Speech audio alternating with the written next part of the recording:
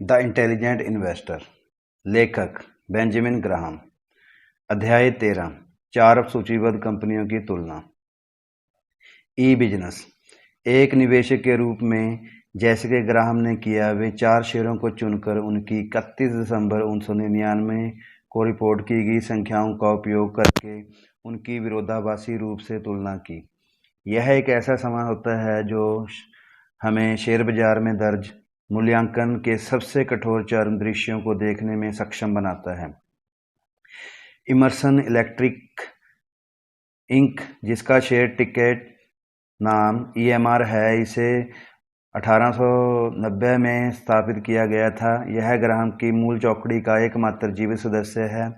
यह बिजली उपकरण, एयर कंडीशनिंग और बिजली की मोटरों सहित उत्पादों की एक विस्तृत श्रृंखला बनाता है। EMC कॉर्प, जिसका टिकर प्रतीक EMC है, यह 1979 से पहले स्थापित की गई थी। यह कंपनियों को कंप्यूटर नेटवर्क पर इलेक्ट्रॉनिक जानकारी के भंडारण को स्वचालित करने में सक्षम बनाता है। वाशिंगटन के एक्सपेडिटर इंटरनेशनल इंक, जिसका टिकट सिंबल EXPD है, यह 1979 में सिएटल में स्थापित शिपर्स को दुनिया भर में सामानों की आवाजाही को व्यवस्थित करने और ट्रैक करने में मदद करता है। एक्सोडस कम्युनिकेशन इंक, जिसका टिकर प्रतीक EXDS है, अन्य इंटरनेट सेवाओं के साथ साथ कॉर्पोरेट ग्राहकों के लिए वेबसाइटों को होस्ट और मैनेज करता है। इसने मार्च 1998 में पहली बार अपने शेयर जनता को बेचे थे। Electric not electrifying. ग्राहम के 4 शेयरों में से सबसे महंगा इमर्सन इलेक्ट्रॉनिक, जो हमारे अपडेटेड ग्रुप में सबसे सस्ता था, हमारी पुरानी अर्थव्यवस्था के उद्योगों में अपने आधार के साथ इमर्सन 1990 के दशक के अंत में एक बोरिंग शेयर लग रहा था। साल 1998 और 1999 में इमर्सन के शेयर ने S&P 500 इंडेक्स को कॉमुलेटिव 49.7% अंकों से पीछे छोड़ दिया, जो एक गलत अंडर परफॉर्मेंस था। लेकिन यह तो इमर्सन स्टॉक था। इमर्सन कंपनी के बारे में क्या? 1999 में इमर्सन ने $14.4 बिलियन की वस्तुओं और सेवाओं की बिक्री की, जो कि उस वर्ष से लगभग $1 बिलियन ज़्यादा था, जिससे इमर्सन को 1998 की तुलना में 6.9% अधिक $1.3 बिलियन की शुद्ध आय अर्जित हुई। पिछले 5 वर्षों में प्रति शेयर आय 8.3% की मजबूत औसत दर से बढ़ी थी। इमर्सन का लाभांश दोगुने से 1.30 प्रति शेयर अधिक था। बुक मूल्य $6.59 से $14.27 प्रति शेयर हो गया था। वैल्यू लाइन के अनुसार 1990 के दशक के दौरान इमर्सन का शुद्ध लाभ मार्जिन और एक व्यवसाय के रूप में इसकी दक्षता के प्रमुख उपायों का क्रमांक 9% और 18% के आसपास उच्च स्तर पर रहा। इमर्सन ने लगभग 42 वर्षों तक अपनी कमाई में वृद्धि की थी और 43 सीधे वर्षों में अपने लाभांश को बढ़ाया था। यह अमेरिकी व्यापार में स्थिर विकास का सबसे लंबा समय था। साल के अंत में इमर्सन के शेयर की कीमत कंपनी के प्रति शेयर शुद्ध आय की 17.7 गुना थी। अपने बिजली उपकरणों की तरह इमर्सन कभी भी कर्षक नहीं था, लेकिन यह विश्वसनीय था और इसने कभी भी ओवरहीटिंग का कोई संकेत नहीं दिया था। क्या EMC PDQ से आगे था? EMC कॉर्प 1990 के दशक के सबसे अच्छे प्रदर्शन वाले शेयरों में से एक था। इसकी स्पीड जादुई थी। यदि आपने 1990 की शुरुआत में EMC के शेयर में $10,000 का निवेश किया था, तो आपकी पूंजी 1999 में केवल 9 सालों में $8.1 मिलियन से अधिक हो गई थी। EMC के शेयरों ने अकेले 1999 में 157.1% रिटर्न दी थी। 1992 से 1999 तक 8 वर्षों में इमर्सन के शेयर की तुलना में अधिक वृद्धि हुई। EMC ने कभी लाभांश का भुगतान नहीं किया। इसके बजाय अपनी कंपनी को निरंतर वृद्धि के लिए धन प्रदान करके अपनी सारी कमाई को बनाए रखा। इसी साल 31 दिसंबर को $54.625 की कीमत पर EMC के शेयर 103 गुना ज़्यादा कारोबार कर रहे थे। यह इमर्शन के स्टॉक के मूल्यांकन स्तर का लगभग 6 गुना कमाई पूरे वर्ष के लिए रिपोर्ट करेगी। EMC के व्यापार के बारे में क्या? साल 1999 में EMC का राजस्व 24% बढ़कर $6.7 बिलियन हो गया था। इसके शेयर की प्रति वर्ष आय 61 सेंट से 96 सेंट तक बढ़ गई, जो 51% की वृद्धि थी। साल 1999 में समाप्त होने वाले 5 वर्षों में EMC की आय 28.8% की वार्षिक दर से बढ़ी थी और हर किसी को इंटरनेट कॉमर्स के जवाहर की लहर को चालू रहने की उम्मीद के साथ भविष्य की उज्ज्वल लग रहा था। 1999 के दौरान EMC के मुख्य कार्यकारी अधिकारी ने बार बार भविष्यवाणी की कि राजस्व 2001 में $10 बिलियन से 1998 में $5.4 बिलियन तक पहुंच गया था, जिसमें 23% की औसत वार्षिक वृद्धि की आवश्यकता होगी। लेकिन वॉल स्ट्रीट के विश्लेषकों को और अधिकांश निवेशकों को यकीन था कि EMC ऐसा कर सकती है। आखिरकार पिछले 5 वर्षों में EMC ने अपने राजस्व को दोगुने से अधिक और अपने शुद्ध आय को 3 गुना से बेहतर कर लिया। लेकिन 1995 से 1999 तक वैल्यू लाइन के अनुसार EMC का शुद्ध लाभ 19.0% से घटकर 17.4% हो गया, जबकि पूंजी का इसका रिटर्न 26.8% से घटकर 21% हो गया। हालांकि यह कभी भी अत्यधिक लाभ था, जबकि EMC पहले से ही फिसल रहा था और अक्टूबर 1999 में EMC ने डेटा जर्नल कॉरपोरेशन का अधिग्रहण कर लिया, जिसने उस वर्ष EMC के राजस्व में लगभग $1.1 बिलियन और जोड़े।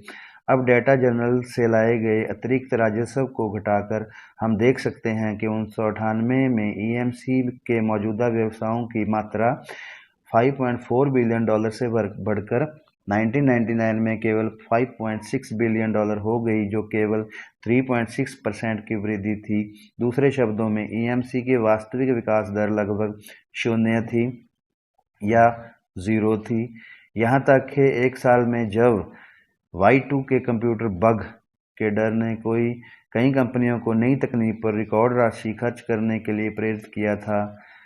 फ्राइड पर एक सिंपल ट्विस्ट। EMC के विपरीत एक्सपेंडिटर्स इंटरनेशनल अभी तक मोल भाव करना नहीं सीख पाया था। हालांकि 1990 के दशक में कंपनी के शेयरों में 30% सालाना की वृद्धि हुई थी, लेकिन उस समय इसका बहुत बड़ा लाभ बहुत अंत में आया था, क्योंकि 1998 में यह शेयर 109.1% पर रिटर्न दे रहा था। एक साल पहले एक्सपेडिटर्स के शेयर केवल 9.5% बढ़े थे, जिसने S&P 500 इंडेक्स को 19% से अधिक अंकों से पीछे छोड़ दिया था।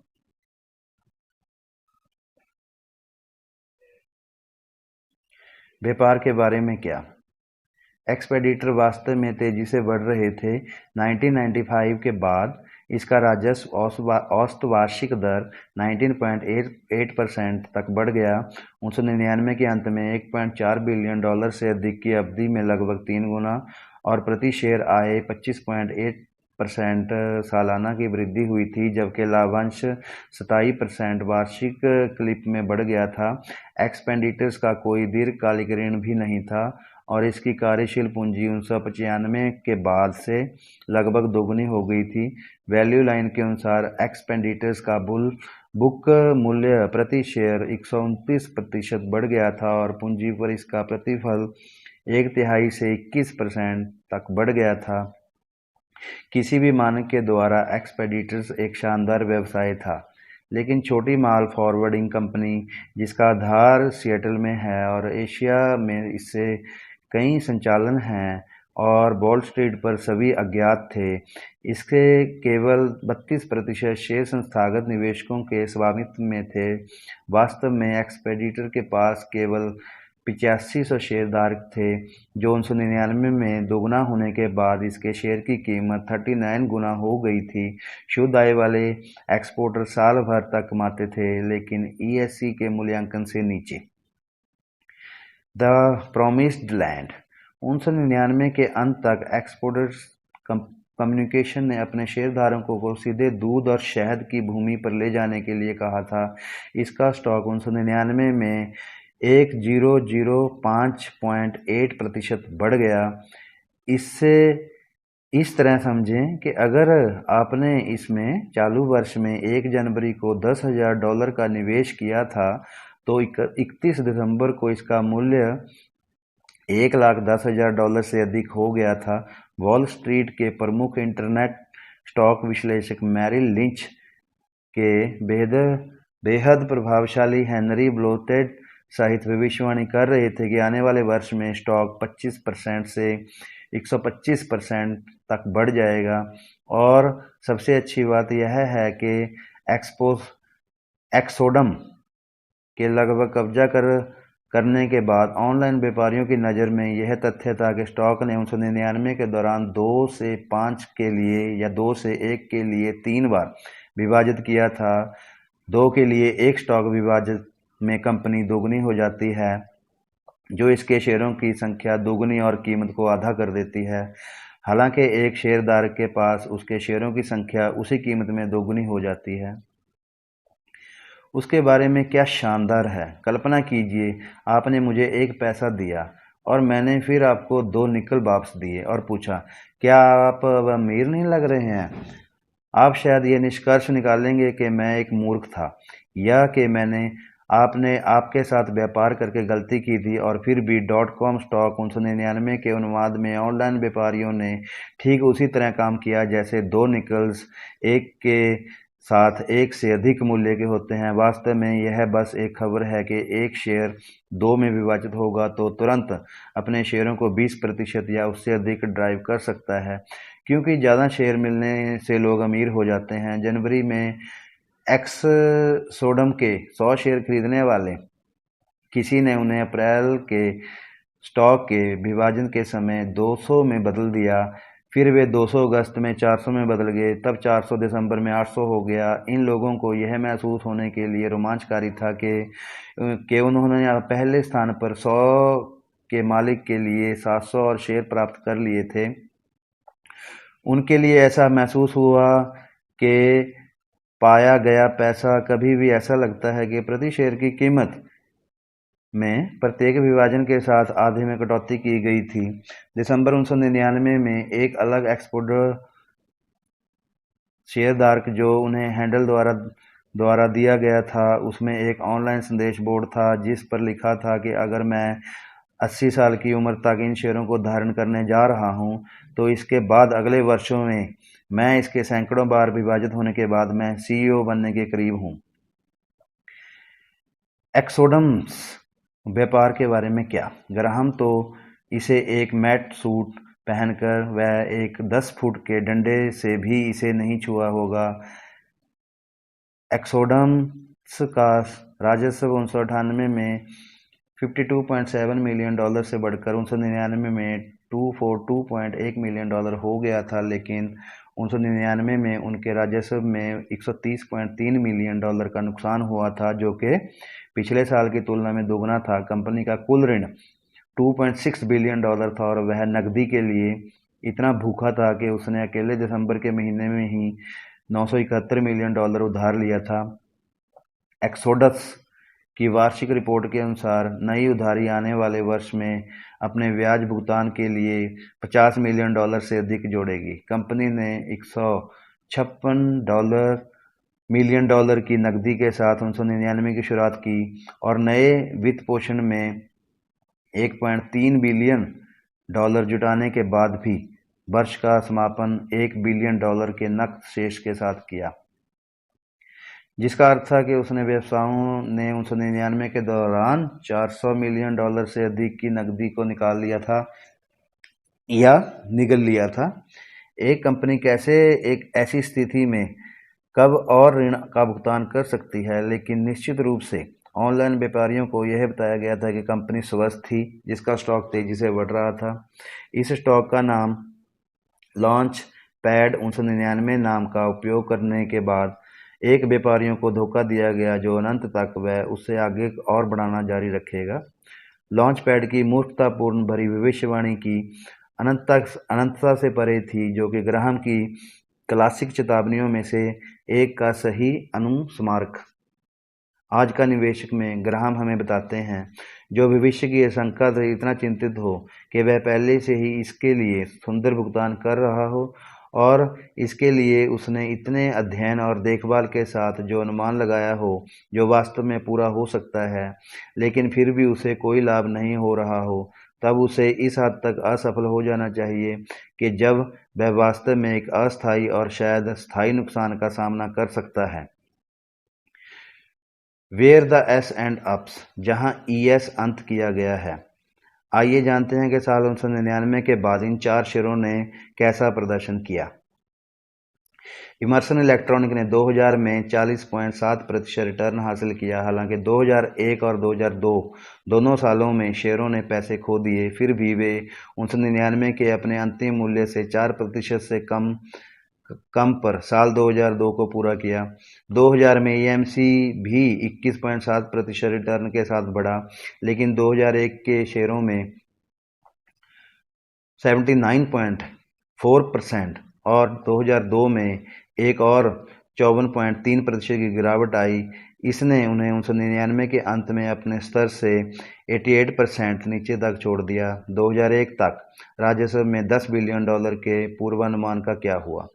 ईएमसी ने उस साल सिर्फ $7.1 बिलियन और $508 मिलियन के शुद्ध घाटे के साथ इस साल को समाप्त किया। इस बीच जैसे कि बेयर बाजार भी मौजूद नहीं था। एक्सपेडिटर इंटरनेशनल के शेयरों ने 2000 में 22.9%, 2001 में 6.5% और 2002 में एक और वार्षिक रिटर्न 15.1% हासिल किया। उसने वर्ष 1999 के अंत में उनकी कीमत की तुलना में लगभग 51% अधिक वार्षिक रिटर्न अर्जित की थी। एक्सोडस का स्टॉक 2002 में 55% और 2001 में 99.1% तक लुढ़क गया। 26 सितंबर 2001 को एक्सोडस ने दिवालियेपन संरक्षण के लिए अपना दावा दायर किया। कंपनी की अधिकांश संपत्ति ब्रिटिश दूरसंचार क्षेत्र की केबल एंड वायरलेस द्वारा खरीदी गई थी। अपने शेयरधारकों को वादा की गई दूध और शहद की भूमि तक पहुंचाने के बजाय उन्होंने जंगल में निर्वासित कर दिया। 2003 की शुरुआत में एक्सोडस के स्टॉक में अंतिम व्यापार 1 पैसा प्रति शेयर था। धन्यवाद। आपका दिन शुभ हो।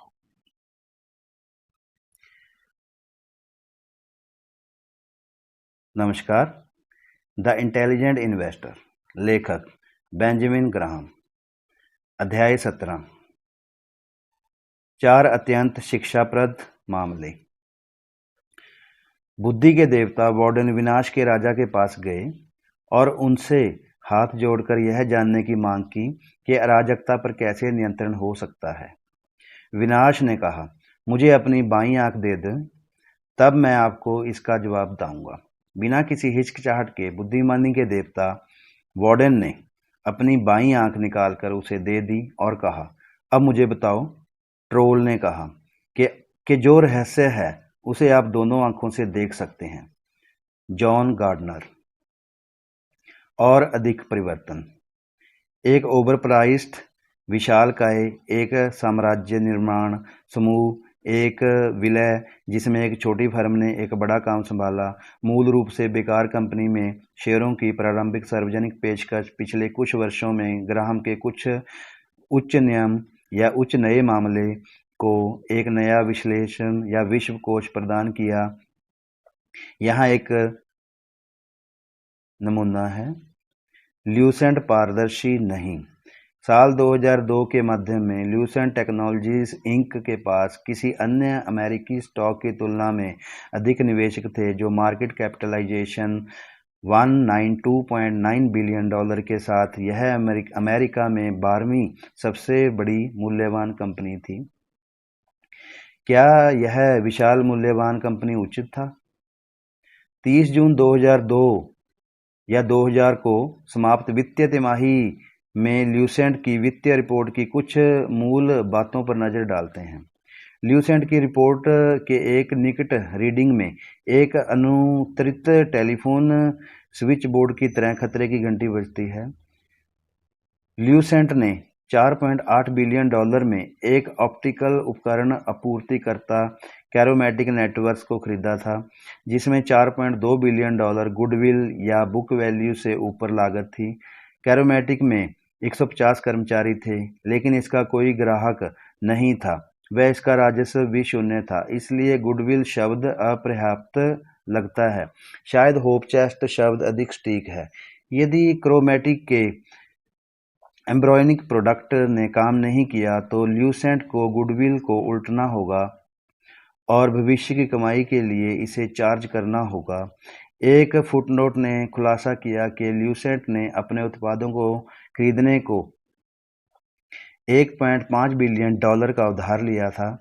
अपने ग्राहकों को कहीं और अधिक या और उधार पैसे की गारंटी में ल्यूसेंट भी $3.50 मिलियन के लिए हुक पर था।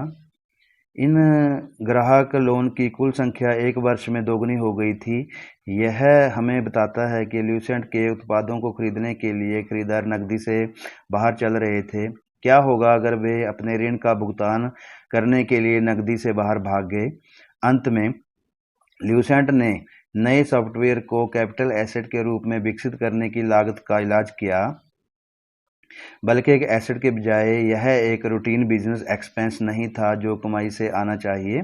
निष्कर्ष: अगस्त 2001 में ल्यूसेंट ने क्रोमैटिक्स डिवीजन को बंद कर दिया क्योंकि इसके उत्पादों ने केवल 2 ग्राहकों को ही आकर्षित किया। वित्तीय वर्ष 2001 में ल्यूसेंट को $16.2 बिलियन का नुकसान हुआ।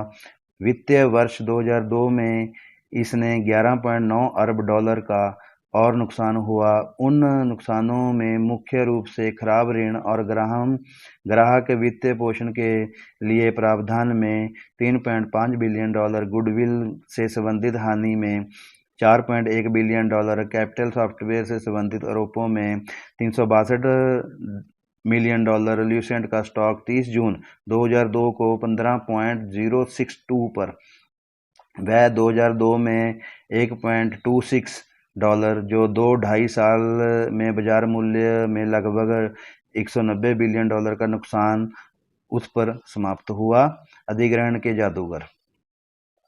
टाइको इंटरनेशनल लिमिटेड का वर्णन करने के लिए हम केवल विंस्टन चर्चिल को पैराफ्रेज कर सकते हैं। वह कह सकते हैं कि इतना सारा तो इतने कम लोगों ने कभी नहीं बेचा। 1997 से 2001 तक इस बरमुडा आधारित समूह ने टाइको स्टॉक के शेयरों में सबसे अधिक $37 बिलियन से अधिक का खर्च किया। कंपनियों द्वारा इमेल्डा मार्कोस के अनुमान या अनुसार यह इनके लिए जूते खरीदने जितना ही आसान बन गया था।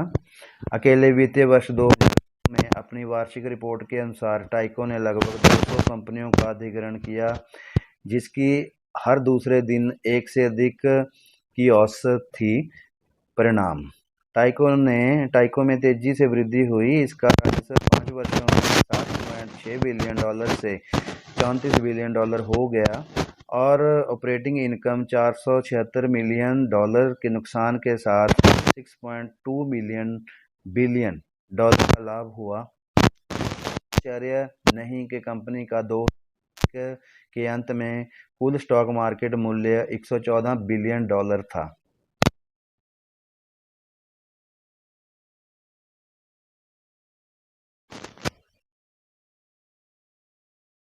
मिलियन डॉलर दिखाए।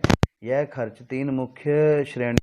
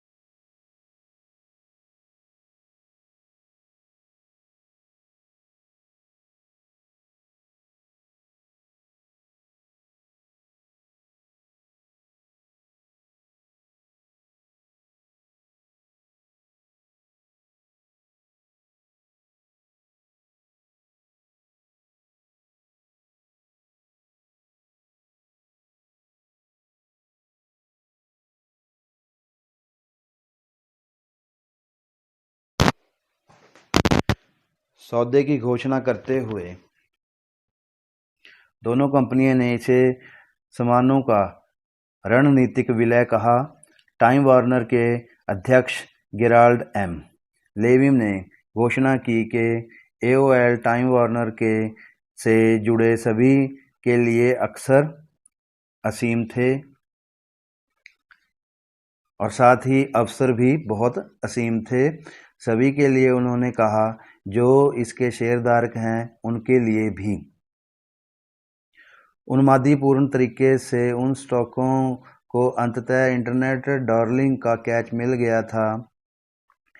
इसके लिए टाइम वार्नर के शोधकर्ताओं ने इस सौदे को भारी मंजूरी दी, लेकिन उन्होंने कुछ बातों की अनदेखी की। यह बराबरी का बिल है। अमेरिका ऑनलाइन के शेयरधारकों को संयुक्त कंपनी का 55% देने के लिए डिजाइन किया गया था। भले ही टाइम वार्नर 5 साल बड़ा था, 3 साल में दूसरी बार अमेरिकी प्रतिभूति और विनिमय योग जांच कर रहा था कि क्या अमेरिका ऑनलाइन विवरण लागतों के लिए अनुचित रूप से जिम्मेवार है। अमेरिका ऑनलाइन की कुल संपत्ति का लगभग आधा $4.9 बिलियन मूल्य का उपलब्ध फॉर सेल इक्विटी प्रतिभूतियों से बना था। यदि सार्वजनिक रूप से कारोबार करने वाले प्रौद्योगिक शेयरों की कीमतें गिर गई तो इससे कंपनी के परिसंपत्ति आधार का बहुत अधिक नुकसान हो सकता है। निष्कर्ष: 11 जनवरी 2001 को दोनों कंपनियों ने अपने विलय को अंतिम रूप दिया। एओएल टाइम वार्नर इंक ने 2001 में $4.9 बिलियन खो दिए और एक निगम द्वारा दर्ज किए गए अब तक के सबसे घिनौने नुकसान में शामिल 2002 में एक और $98.7 बिलियन का नुकसान हुआ। अधिकांश नुकसान अमेरिका ऑनलाइन के मूल्य को लिखते हुए हुआ। 2002 के अंत तक जिन शेयरधारकों के लिए लेविन ने असीमित अवसरों की भविष्यवाणी की थी, उनके पास अपने शेयरों के मूल्य में लगभग 80% नुकसान दिखाने के अलावा कुछ नहीं था, क्योंकि सौदा पहली बार घोषित किया गया था। क्या आप किंडरगार्टन में निवेश कर सकते हैं? 20 मई 1999 को ई-टॉयज इंक ने अपने स्टॉक का 8% हिस्सा जनता को बेच दिया। वॉल स्ट्रीट के सबसे प्रतिष्ठित निवेश बैंकों में से 4 गोल्डमैन सैक्स एंड कंपनी, वैंकोस्टन, रॉबर्टसन, स्टीफंस, डोनाल्डसन, लुफिसन और जेनेटर और मैरिल लिंच एंड कंपनी, जो $20 पर 832,000 के शेयरों से कम है, कारोबार के पहले दिन में $76.5625 पर $282.8% की बढ़त के साथ स्टॉक तेजी से बढ़ा। उस कीमत पर ई-टॉयज का बाजार मूल्य $7.8 बिलियन था। उस कीमत के लिए खरीदारों को किस तरह का व्यवसाय मिला?